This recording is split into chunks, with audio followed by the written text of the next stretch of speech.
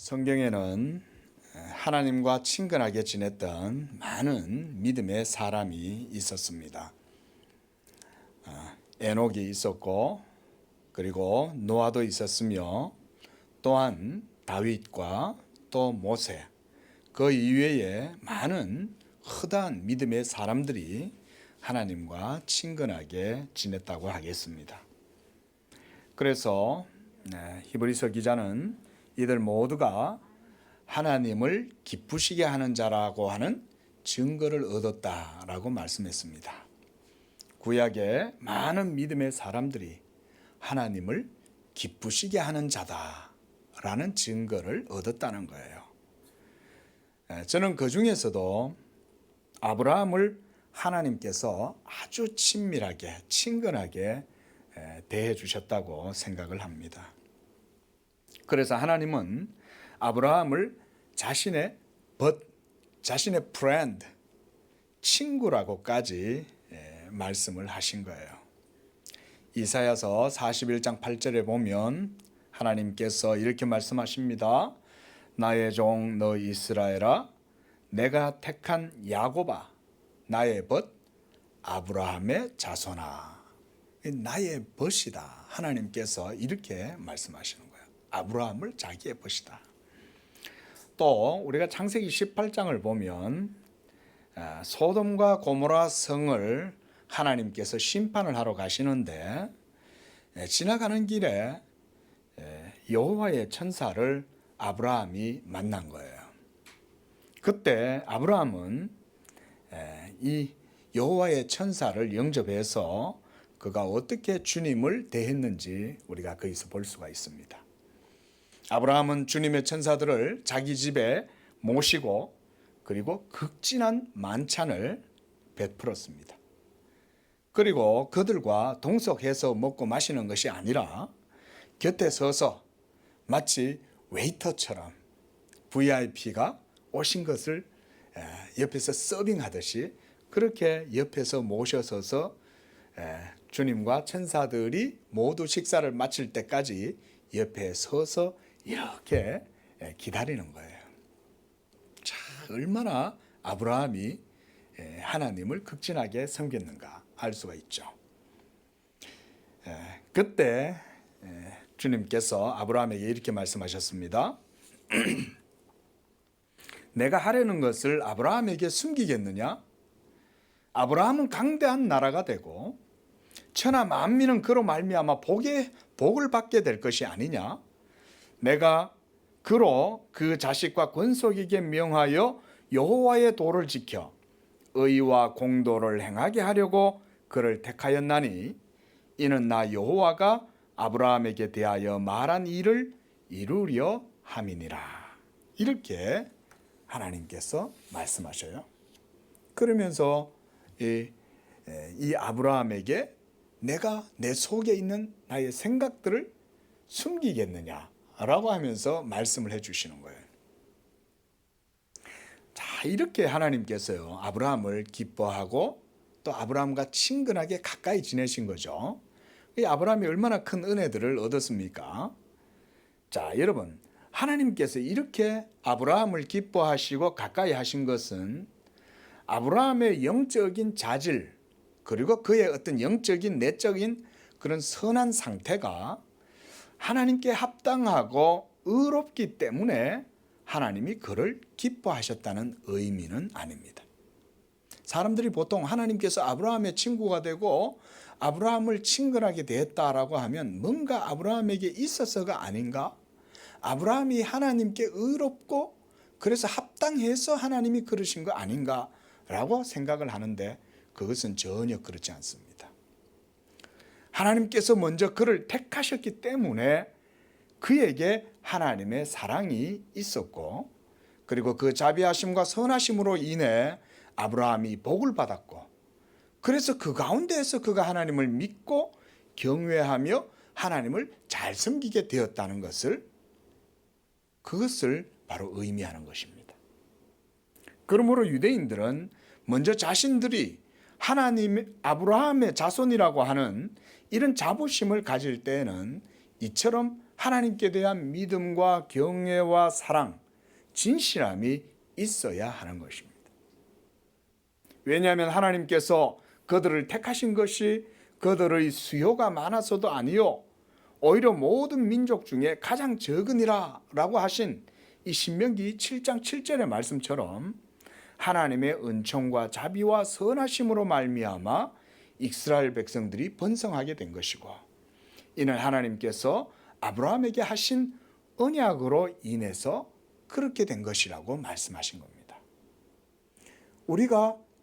내가 하나님을 섬기고 우리가 하나님을 믿게 된 것은 모두 다 하나님의 은총 때문임을 믿으시기를 바랍니다.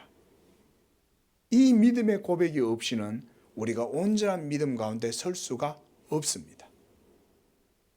내가 예수를 믿으니 내가 믿은 것이고, 내가 믿었으니 하나님이 내게 복을 주시는 것이고, 내가 믿었으니 내 기도에 하나님은 응답해 주셔야 되는 것이고, 내가 믿었으니 하나님이 나를 구원해 주셔야 한다 라는 논리는 성경에 없어요. 내가 믿은 것도 하나님의 은혜요, 내가 믿고 하나님께 복을 받고 내 기도가 응답받고, 그래서 그리스도의 그 은혜의 가운데에서 하나님의 말씀으로 내 영혼이 새롭게 되고, 그래서 나의 삶 가운데 하나님의 진리가 함께하여 형통케 되고, 그래서 내 영혼이 잘 되고 범사가 잘 되고, 이 모든 것들은 다 하나님의 은총, 하나님의 자비, 하나님의 선하심 때문이라는 거예요. 성경은 이걸 얘기하는 것입니다. 그러므로 유대인들이 아브라함의 자손이라면 오늘 본문의 말씀처럼 그들이 주님을 이렇게 아무렇게나 홀대하고 무시하고, 심지어 예수님을 미워할 뿐 아니라 죽이려고 하는 이런 마음까지 그들은 품지 않았을 것입니다. 그래서 주님은 39절 말씀에 자기를 미워하는 유대인들에게 이렇게 말씀하시는 거예요. 너희가 아브라함의 자손이라고 자부한다면 아브라함의 행실을 따라 할 것이 아니냐. 지금 하나님께 들은 진리를 말하는 사람인 나를 너희가 죽이려고 하는구나. 아브라함은 이렇게 하지 않았느니라. 39절에 주님은 이렇게 말씀했어요. 아브라함이 하나님의 말씀을 들었을 때 아브라함은 하나님께 어떤 태도를 보였습니까? 먼저 아브라함은 하나님께서 자신에게 하시는 말씀을 믿었습니다. 아브라함아, 내가 너를 복주고 복줄 것이다. 너를 축복하는 자에게는 내가 복을 내리고 너를 저주하는 자에게는 내가 저주할 것이다. 또한 내가 너로 말미암아 하늘의 별과 같이 많은 백성들이 너로 말미암아 태어나게 할 것이고 바다의 모래같이 많아지게 될 것이다. 이렇게 하나님께서 아브라함에게 말씀하실 때에 아브라함은 자신에게 말씀하시는 그 하나님을 믿었어요. 그리고 하나님께서는 바로 이러한 아브라함의 믿음을 그의 의로 여겨 주셨습니다. 매우 중요한 사실이죠. 아브라함이 어떻게 의롭다함을 얻었냐?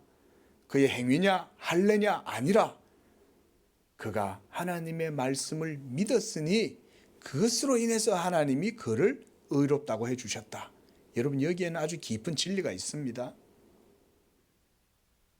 아브라함이 하나님을 믿을 때 하나님께서 그의 믿음을 기뻐하셨고 그래서 그를 의롭다고 여겨주셨다는 거예요.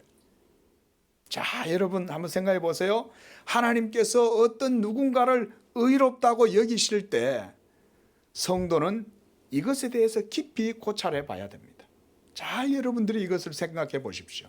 왜냐하면 이신칭의 교리의 모든 원리가 여기에서 나오기 때문에 그래요. 창세기 15장 6절에 아브라함이 여호와를 믿으니 하나님이 이를 그의 의로 여겨주셨다.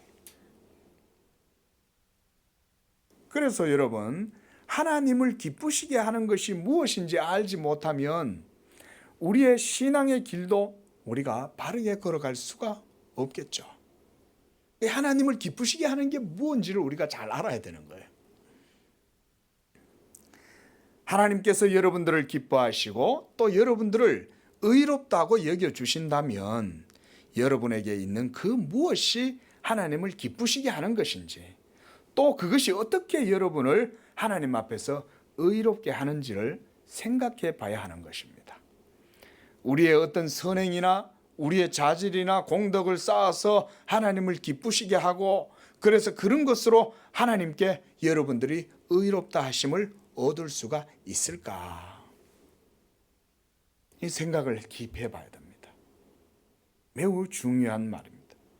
우리가 아무리 많은 의를 행한다고 한들 여러분, 그것이 하나님을 감동시킬 정도로 의로울 수가 있을까? 우리의 선행이 이 세상 사람들에게 감동을 줄 수 있을지는 몰라요. 그래서 이 세상 사람들은 휴먼 드라마 이런 걸 좋아하잖아요. 예? 무슨 영화나 문학 같은 것도 보면 모두 다 이 휴머니티를 아주 강조하잖아요. 인간 승리, 노인과 바다가 왜 여러분 퓰리처상을 받고 노벨상을 받았겠어요? 그 노인의 그 사투를 통해 가지고 인간의 승리 이런 걸 보여주기 때문에 그런 거 아니겠습니까?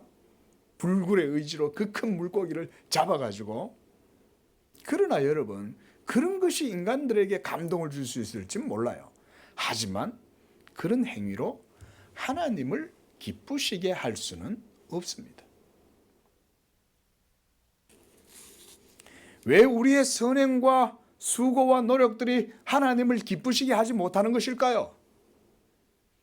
제가 괜한 트집을 잡고 여러분의 수고와 노력과 또 선행에 대한 그런 열심에 제가 흠집을 내려고 하는 게 아니에요.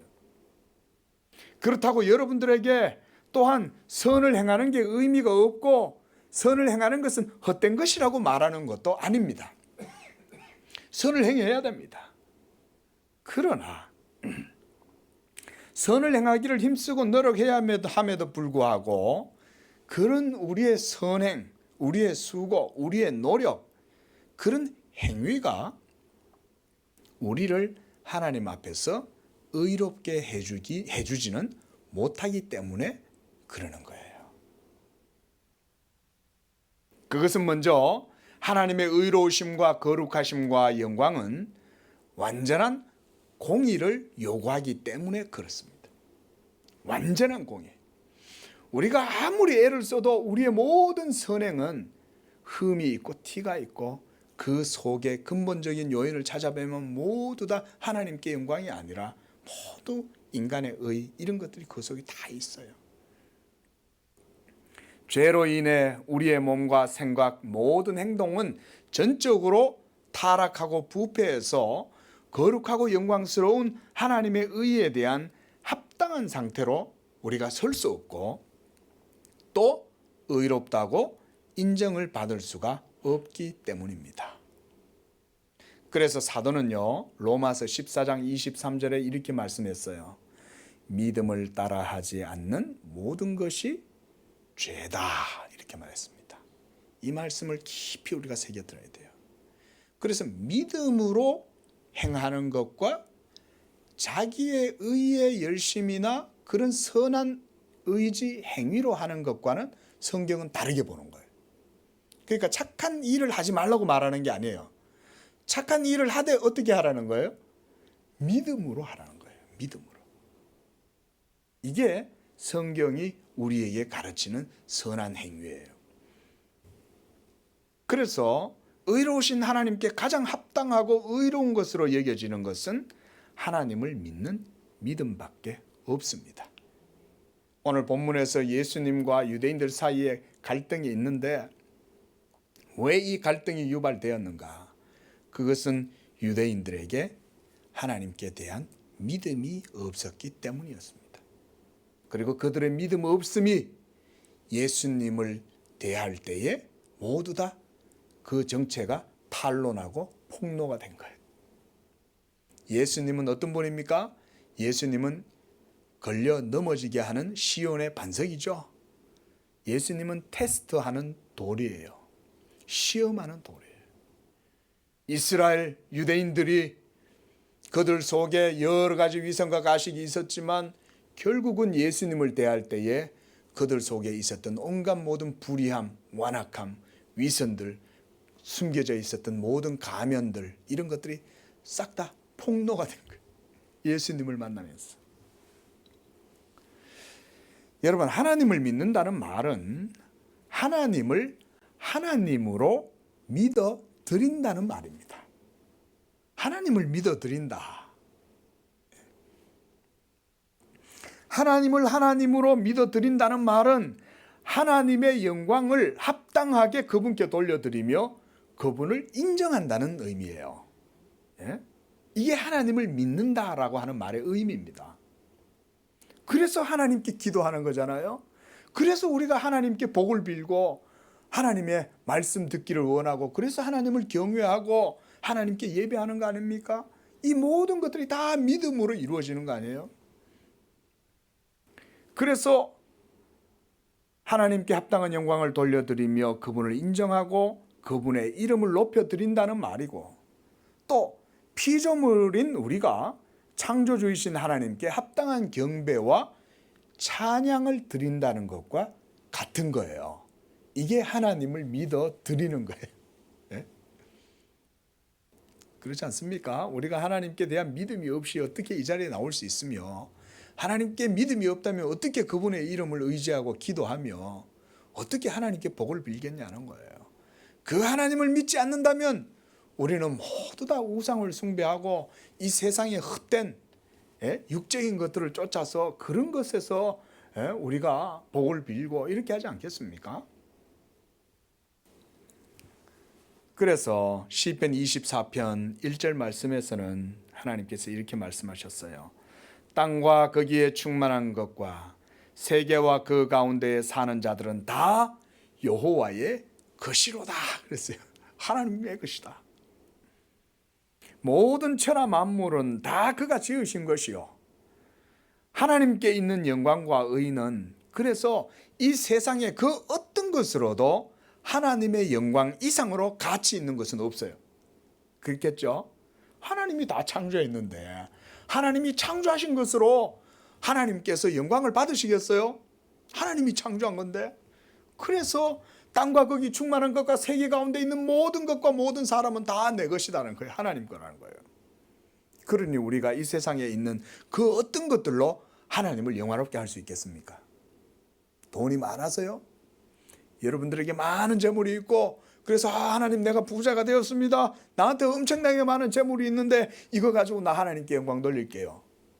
그 하나님 영광 돌릴 수 있을까요? 없습니다. 무수한 많은 선행으로도 하나님을 영광 돌릴 수 없습니다. 이미 우리는 다 전적으로 부패하고 타락해서 우리의 이 흠많은 모습으로는 하나님을 온전히 영광 돌릴 수 없어요. 그렇다면 우리가 어떻게 하나님을 기쁘시게 할 수 있냐? 하나님이 기뻐하시는 것은 바로 우리의 믿음입니다. 하나님을 믿는 믿음.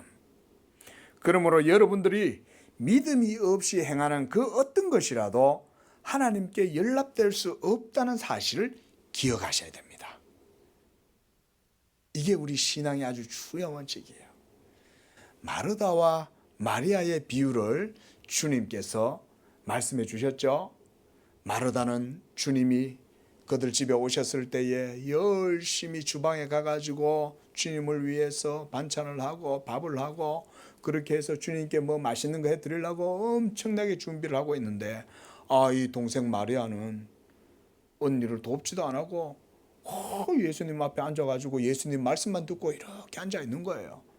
그 마르다의 눈에 이 동생이 얼마나 얄밉겠어요. 저것이 말이야, 이 언니는 이렇게 열심히 그냥 주님 섬기려고 지금 봉사하고 애를 쓰고 있는데 이 동생이 말이야 아무것도 안 하고 좀 앉아가지고 얌체처럼 그러고 있구나. 그래가지고는 그 성을 못 이어가지고 주님한테 가서 이 마리아를 막 고자질하는 거예요. 주여, 이 마리아를 좀 야단 좀 치세요. 나는 이렇게 열심히 일해서 주님 섬기려고 이렇게 하고 있는데 이 마리아는 요 앉아가지고는 아무것도 안 하고 이렇게 앉아만 있습니다. 여러분 그때 주님이 누구를 칭찬하셨어요? 마르다 편을 들어주지 않고 마리아 편을 들어주시는 거예요.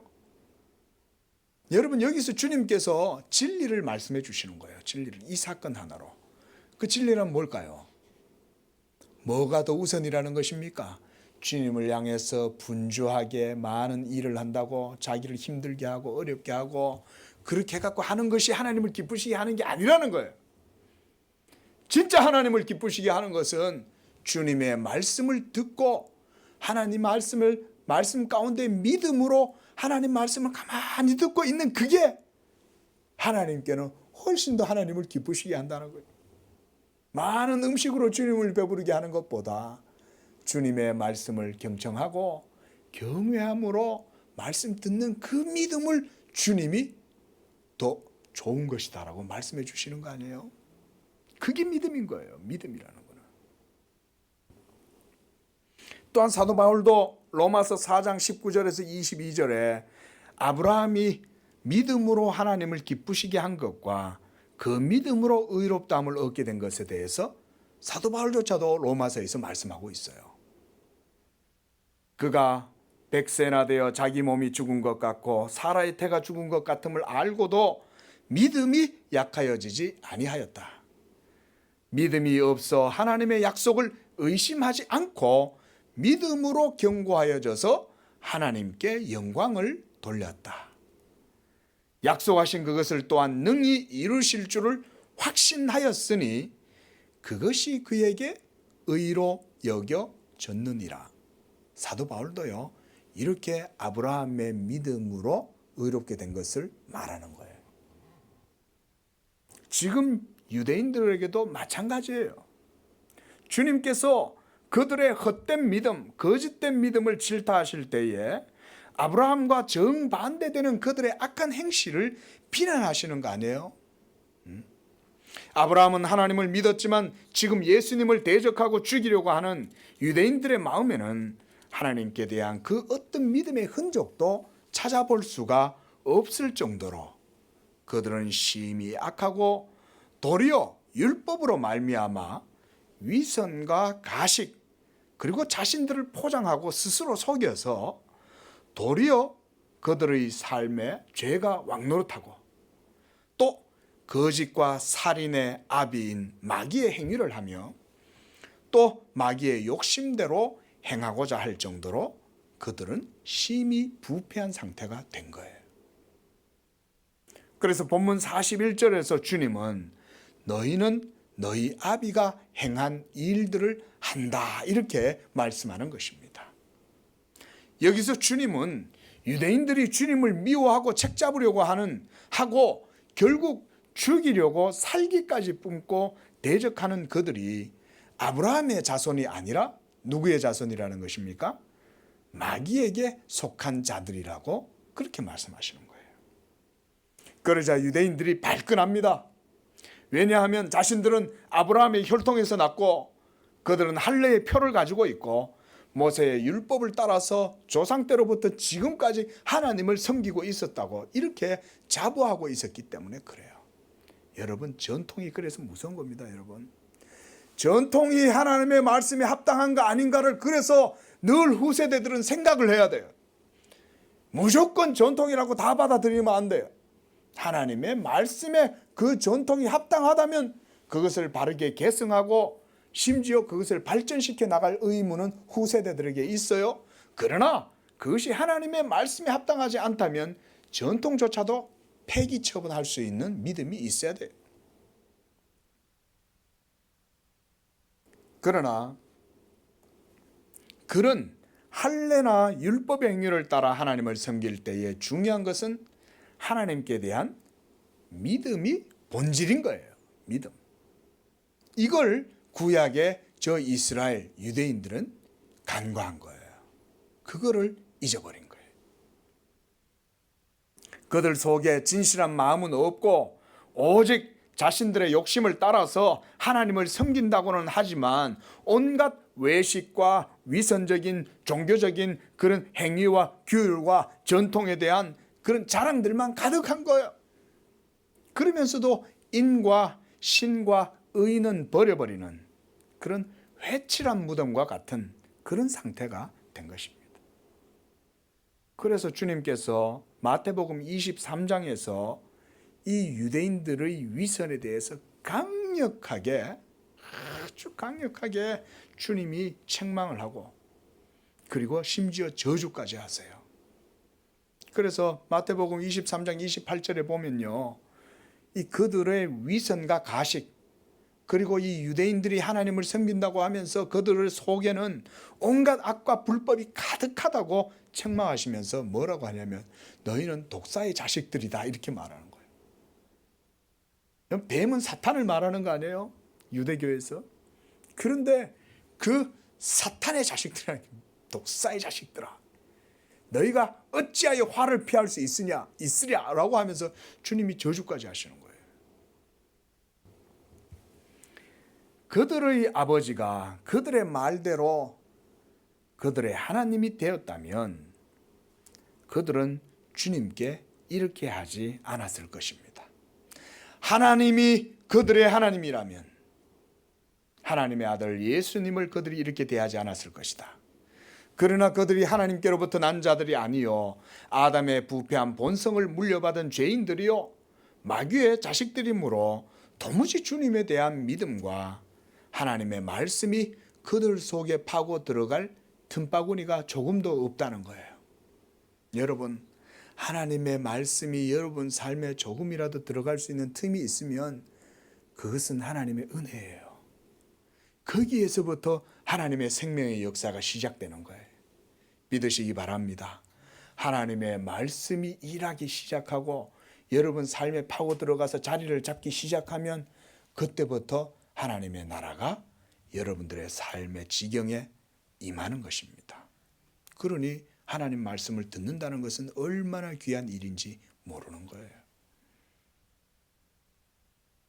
그래서 이렇게 하나님의 말씀을 들을 수 있는 귀와 마음이 있다는 것은 얼마나 큰 은혜인지 모릅니다. 마음이 교만하고 마음이 악하고 그리고 자기를 사랑하는 에고이스트, 그리고 그들의 마음에는 주님의 말씀이 비집고 들어갈 틈이 없는 것입니다. 그러나 문 밖에 서서 두드리는 주님의 음성을 듣고 마음을 열면 주님은 누구든지 그 집에 들어가실 것이요 그들은 주님과 더불어 먹고 마시고 주님의 은혜로 배가 부르게 될 것입니다. 하지만 버림받은 자들은 주님의 음성을 들어도 깨닫지 못하고 보아도 알지 못하는 게 바로 이렇게 버림받은 자들의 심령이에요. 여러분, 하나님의 은혜에 감사하실 수 있기를 바랍니다. 하나님의 은혜가 없이는 우리가 하나님 못 믿습니다. 지금 오늘 이 시간 여기 와서도 우리가 하나님을 믿는다고 하지만 이것조차도 하나님의 은혜예요. 여러분 생각해 보세요. 이 죄 많은 세상 가운데에 우리가 세상에서 살아보면 하나님 없이 사는 사람들의 삶을 그 속에 한번 들어가 보세요. 얼마나 악하고 얼마나 마음이 부패하고 거짓된지 몰라요.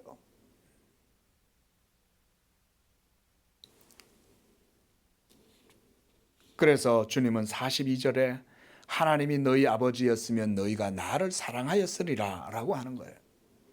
왜냐하면 주님이 바로 하나님께로부터 오신 자이기 때문입니다.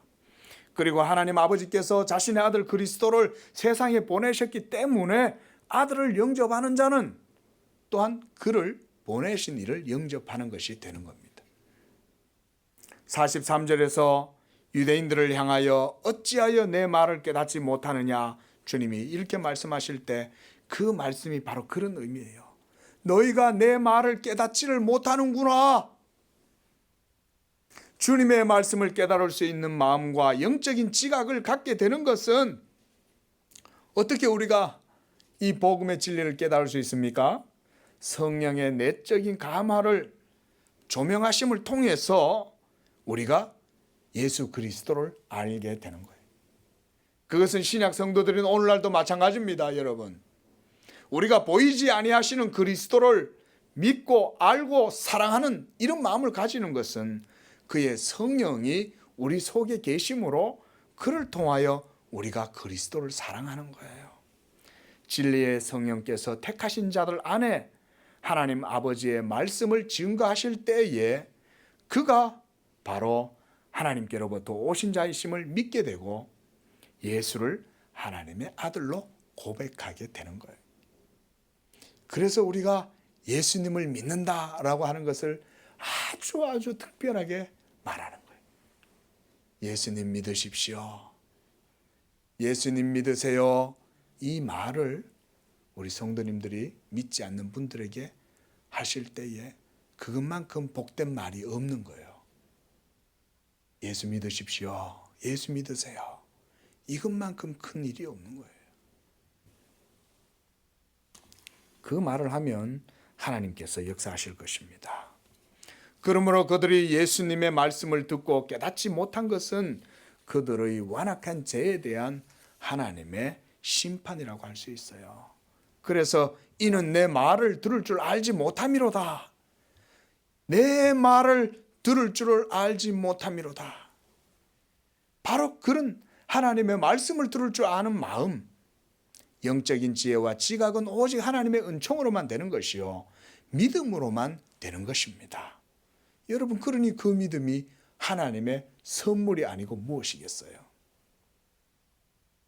하나님을 믿는 여러분, 그 믿음으로 하나님께 감사하시기를 바랍니다. 이런 믿음을 바르게 이해하면 믿음을 가졌다는 그것만으로도 우리는 충분히 감사할 수 있는 거예요. 그래서 여러분, 참된 믿음에 도달한 사람은요, 그 어떤 역경 가운데서 어떤 처지와 상황 속에서도 감사할 수 있습니다. 우리가 유명한 송명희 시인 있잖아요.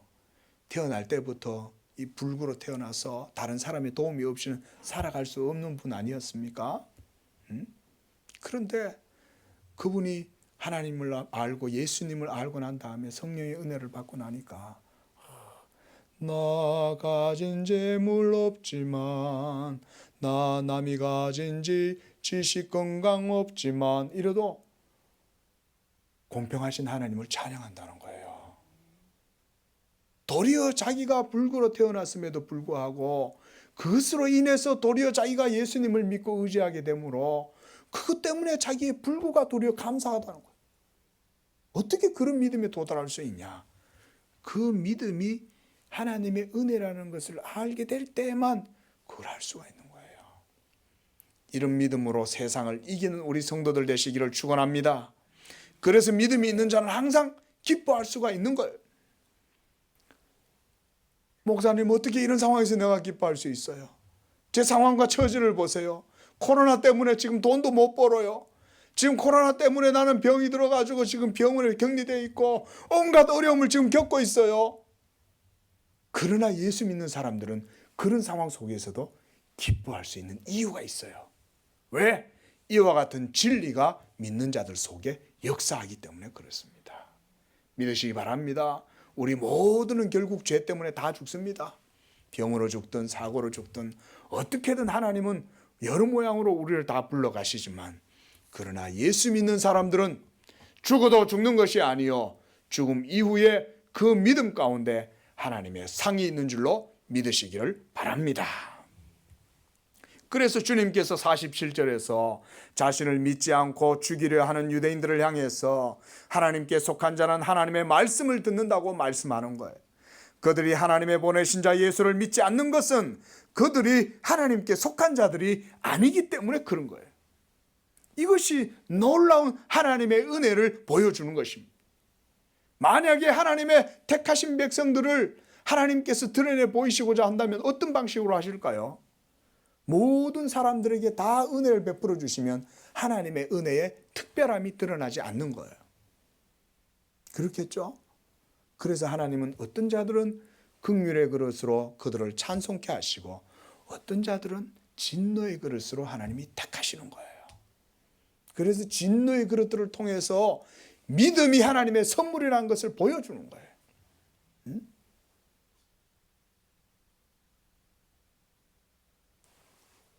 그들은 하나님의 보내신 자 예수를 믿지 않은 것이 그들이 하나님께 속하지 않은 자들이기 때문이요. 그래서 그들이 하나님의 말씀을 듣지 않는 것입니다. 우리 성도님들 전도하실 때 하나님 말씀 전하고 주변에 있는 분들에게 말씀하실 때요, 복음을 부끄러워하지 마세요. 우리가 친구여 예수님을 믿으시오, 우리 주변 이웃들에게 예수님을 믿으시오 라고 말하는 것을 부끄럽게 여기지 마세요. 하나님의 말씀이기 때문에 믿음을 전하면 하나님이 일하시고 역사하시는 줄로 믿으시기 바랍니다. 코로나 때문에 우리 교회도 전도지도 채워놓고 지금 못하고 있는데요,